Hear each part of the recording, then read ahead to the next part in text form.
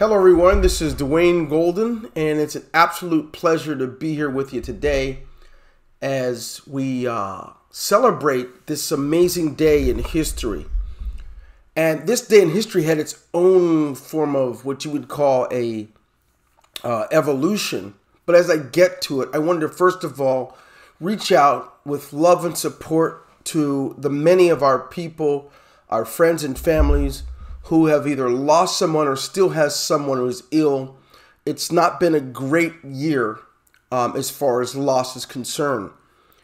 That makes it so most fitting and so appropriate today to wish each of you, as we celebrate the lives of those who've gone on before us and those who have actually set the groundwork so that we can be who we are, my love and prayers go out to you. I could think of several people who are right in the forefront of my mind, who don't mind me sharing, but it's been a tough year for even some of our internal people and staff who have, I think of Juana de la Cruz, who has lost her father, her brother-in-law, and I believe her aunt, all in the same 15-day period.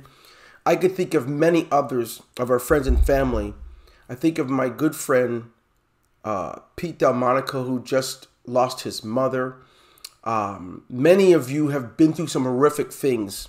Some of you had children that were sick. Some of you who have been sick with not just the coronavirus.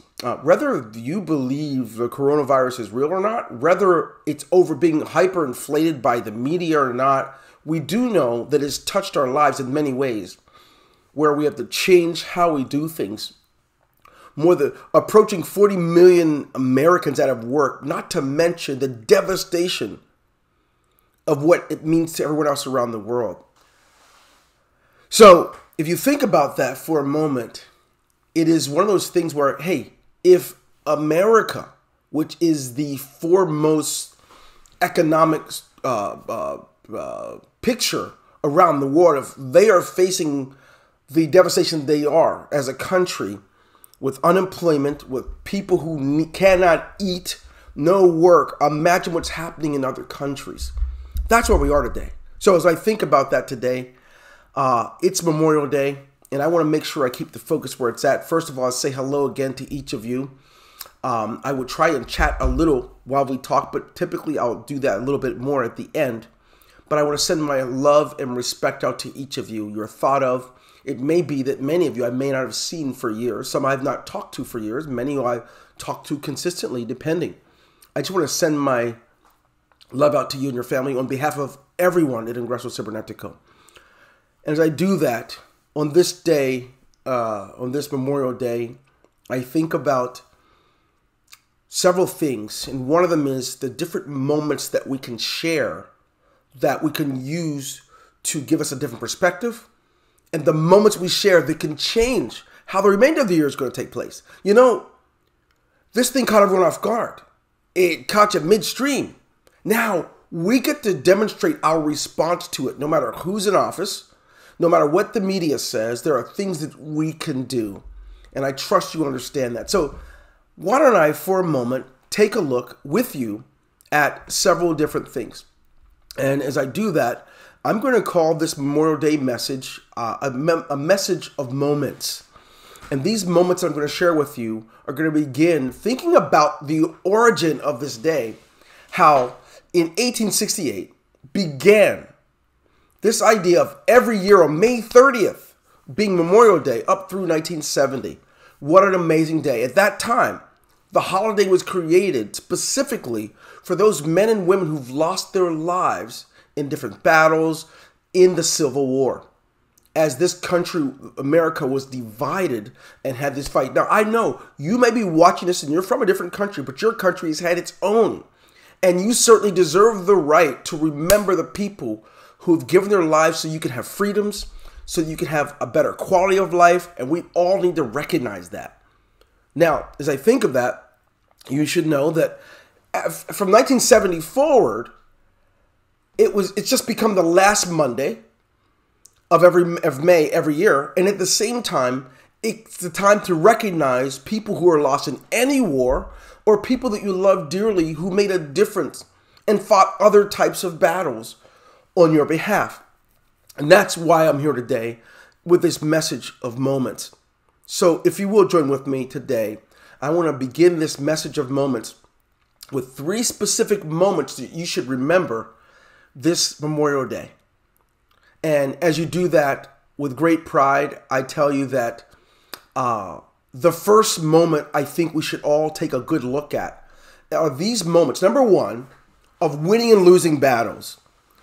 Certainly, there are battles that are fought on your behalf that have nothing to do with you but are for you. Your parents typically would fight that one. Occasionally, a politician will fight it.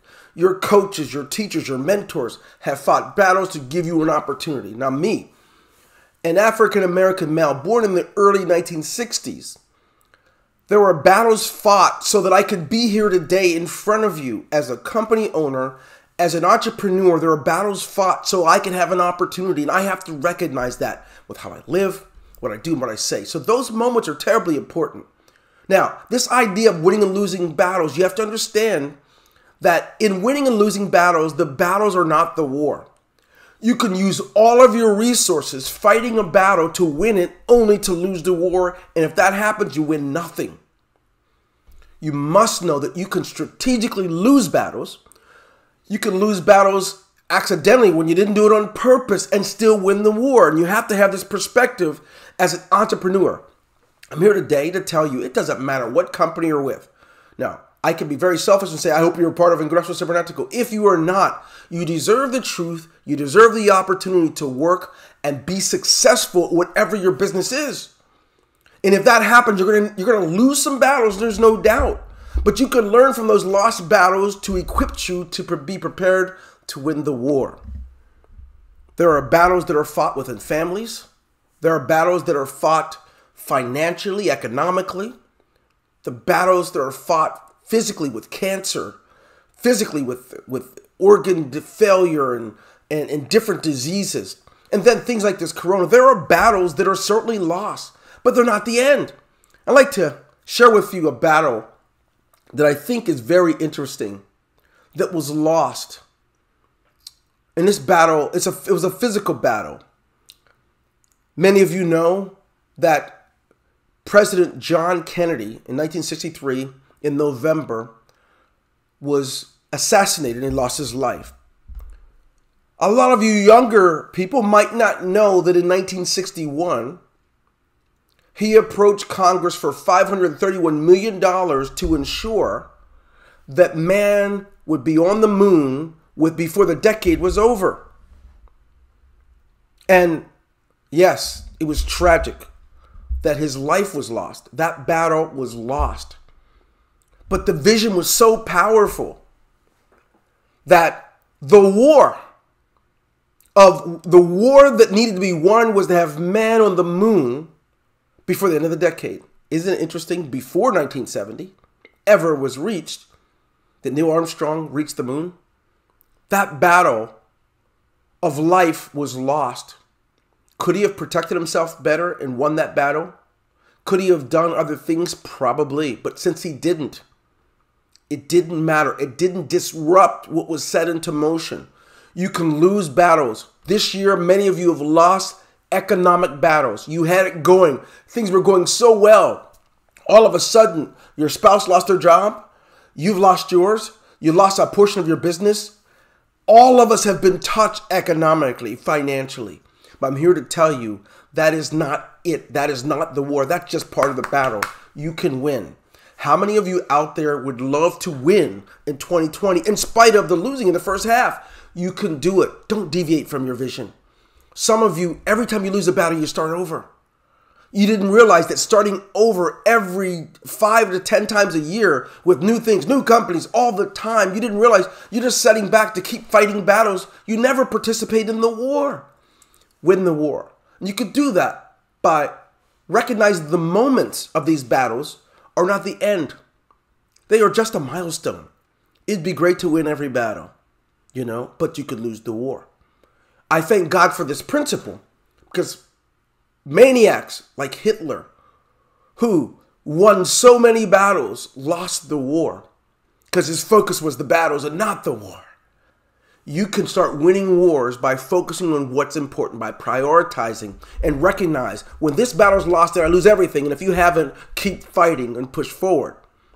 With moment number one, the fighting, winning or losing battles will not determine if you win or lose the war. And remembering that. Aha. So what else? Well, I'm glad you asked me that question. Number two, another moment that I think is going to be powerful for you is this idea of winning and losing battles, but taking a good look at the idea of there are moments that will hold you hostage if you're not careful. You can be held prisoner. And a prisoner of the moment is the person that loses their cool and completely becomes unraveled over an incident where they burn bridges. You have the wrong thing happen, so you immediately throw the baby out with the bathwater. That expression means that you'll give up the big picture just to win an argument. You will lose a relationship that will certainly feed you down the road because you are so distracted by the battle. And this is what we call being a prisoner of the moment. Because you've messed up 4 times, that moment doesn't determine where you're going to end up. You don't have to continue to mess up. You could have lost the money. You could have lost the job. You could have blown it with a prospect. You could have had an income that was here and now it's back down here. Don't be a prisoner of the moment. Don't let that define you. You could be a young person who have done something to destroy your life, or you think destroyed it when it didn't. It destroyed the moment. It may be that you were taken advantage of and you should have seen it. Don't be a prisoner of the moment. Don't let that define you today. On this Memorial Day, you can recognize, we can look back and learn from those who've given their lives for us. They fought battles for us so that we don't have to be the prisoner of the moment. I'm going to give you an example of the great value that exists when you don't become a prisoner of the moment. I think today about the giant who in the 1990s was ruling much of the industry. Yahoo! No one ever heard of, no one thought of a Google in the 90s, right? They were college students who were working on a project is what it was from Stanford University. But Yahoo was the big conglomerate. There was Yahoo, there was Excite, there were so many of these search engines. Ask Jeeves, they were the big to-dos. Yahoo, these students from Stanford who had their first 100,000 infusion of cash for their search engine in 1996 needed more. But in an effort they wanted to get back to their studies at Stanford and come up with another project and work on other things, they came to Yahoo and offered to sell their project, their ranking system to Yahoo. And Yahoo declined. You students go back to school and work on your things. We have our own ranking system. We're working on our own projects. We're not interested. And yet Google, 5 years later, not stuck in the moment that they lost that battle. No, they were not prisoners of that moment in 1998. They continued to move forward. 5 years later, were worth $20 billion in the face of losing the 1 million that they tried to get for their company. What is it that you turned around on because you were the prisoner of the moment? Was it necessary? No. You can continue. We have all made mistakes. We've all made failures. We are to learn from those and not be held prisoner to those mistakes. Boy, if I could go back and do my teenage years over, I would. I can't, but I can learn from it and not be held prisoner by what happened to me at 18.